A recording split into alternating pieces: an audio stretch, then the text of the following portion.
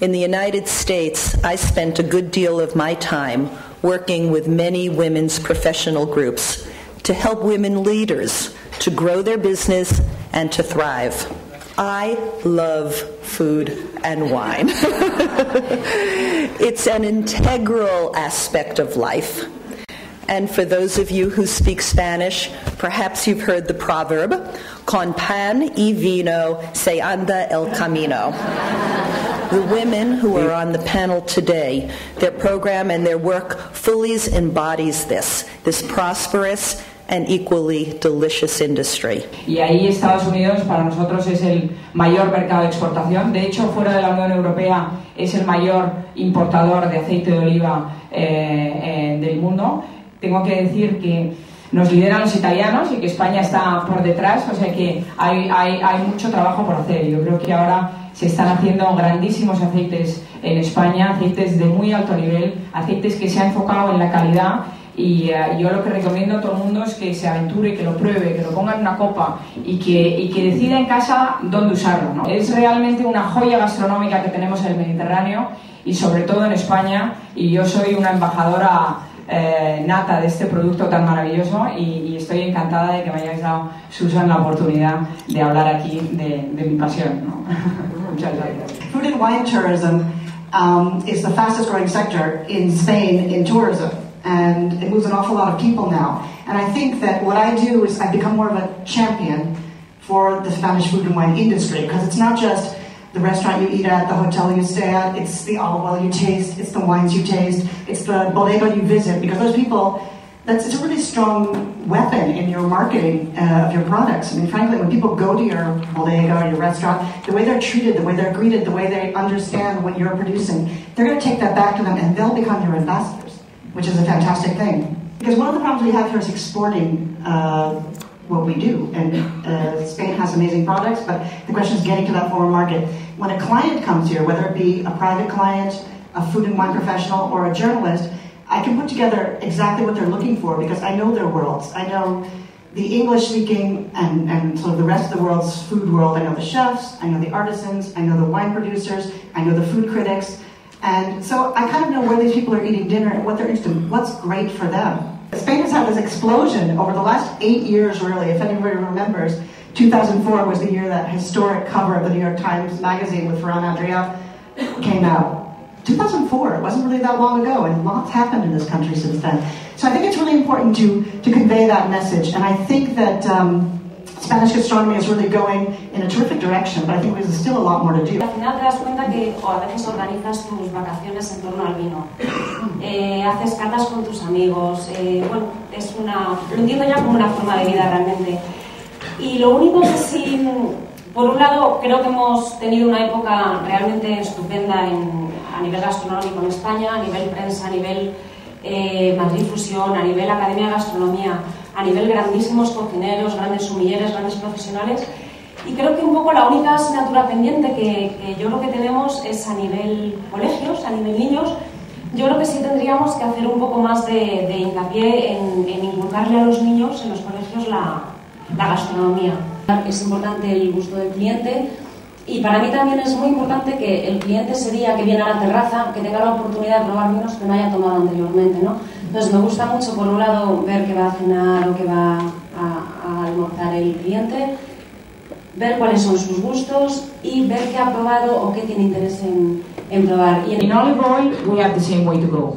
I think we started a few years ago, and actually Esmeralda helped us creating an association that was called Great Olive Oil Estates from Spain, and aiming and doing like in gastronomy, you know, getting together and trying to spread the word that we're making excellent olive oils, that we're going only for quality, and doing tastings with people in and out Spain and showing what we can do. We can not only do the quantity, but we're now doing outstanding quality. And I think that message is getting across. When I go to the US, for example, I used to live there, as you know, in Washington. No? I have this daughter was born there. And it was very difficult for me to find olive oil. And this was 98, 99.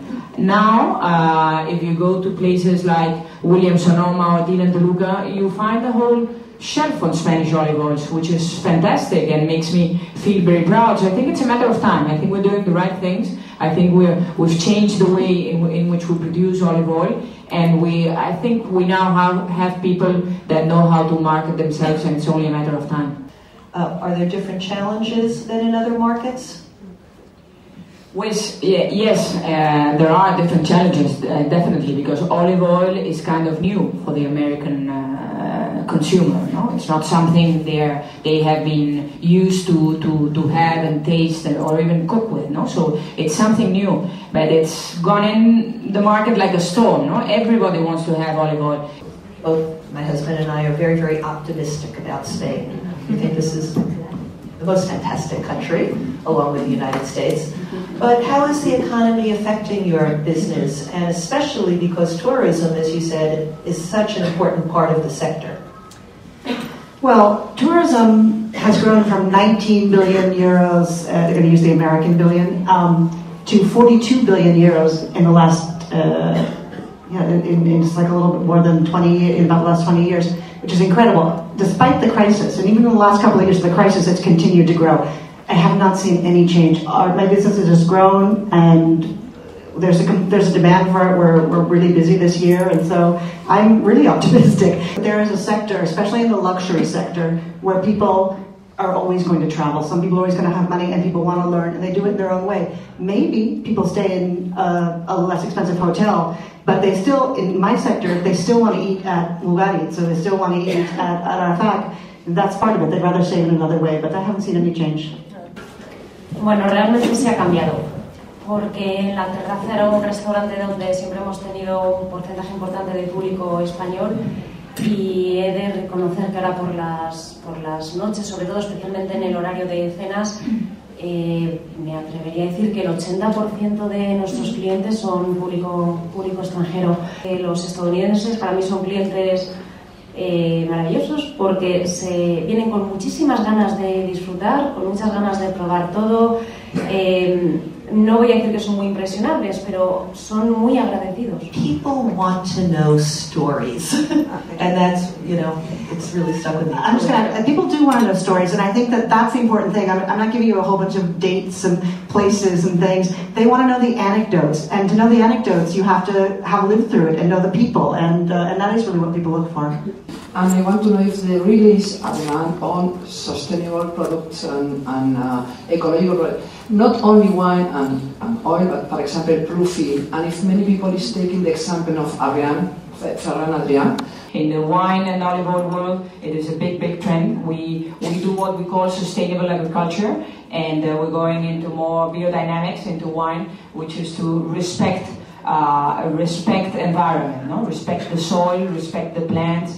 And everyone falls in love with the country and food and wine, but also the strong respect for the arts, the high-speed trains. I mean, there's so much that goes into what could make the image of the country, as we feel, so strong as it is. Los restaurantes no es ni de hombres ni de mujeres, sino es de gente que vendemos felicidad. Hemos de pensar que el restaurante es un negocio, ¿no? O sea, que a veces se ha de ver corazón, pero es una empresa. Un poco de eso. Somos empresas que somos embajadores de la marca España. Para mí no ha sido realmente ninguna dificultad ser una mujer en un terreno que era un poquito más de hombres, y sí es importante el dato de que cuando yo estudié el curso de sumilleres hace 10 años éramos solamente 4 chicas de 40, pero hoy en día la mitad son chicas, la mitad son chicos, con lo cual evidentemente cada vez hay más mujeres sumilleres. En lo que sí estamos todavía un poquito dominadas por los hombres es en la cocina. Yo creo que al final ahora mismo sí es un terreno más de hombres, pero el tema de vinos, el tema de sumilleres, estamos ya al 50%, y no solo es el tema de hostelería, el tema de sala. Antiguamente yo creo que en las bodegas eran las mujeres las que se quedaban llevando más el tema de administración. Hoy en día las mujeres llevan la viña, llevan la bodega, hacen el vino. Antes la prensa era más hombres a nivel prensa gastronómica, ahora hay muchísimas mujeres que llevan el tema de prensa, de publicidad. Creo que en todos los terrenos que tocan a gastronomía y el vino se ha ido metiendo la mujer de una forma importante. Pues en mi mundo la verdad es que no tengo ningún problema siendo mujer, ¿no?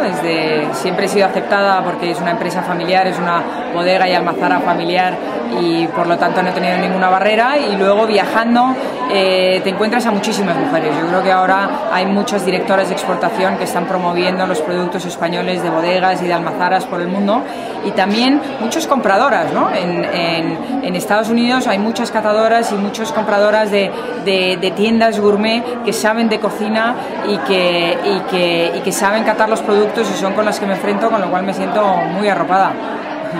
Llegué a España en 1989, hace muchos años ya, y hay que decir que cuando llegué yo, y llegué a San Sebastián en principio, no había extranjeros. Entonces para mí era exótico, yo era exótico para la gente, que es muy raro siendo americana, hay que decir. Entonces tuve la oportunidad, para mí no eran retos, eran realmente oportunidades. Tuve la oportunidad de conocer gente de todos los sitios, todas las capas de la sociedad, y te dejaban entrar en sus casas, que es algo muy raro aquí. La gente era muy generosa conmigo, entonces creo que porque no conocían americanos, y para mí entonces era una ventaja. Luego cuando empecé la empresa era también una curiosidad, y la única vez que he sentido que ha sido un poco más difícil ser mujer es en el mundo del vino, que cuando estaba estudiando enología y viticultura era realmente un mundo muy dominado por hombres. Eso está cambiando, gracias a Dios, pero ahora se ven muchas mujeres enólogas,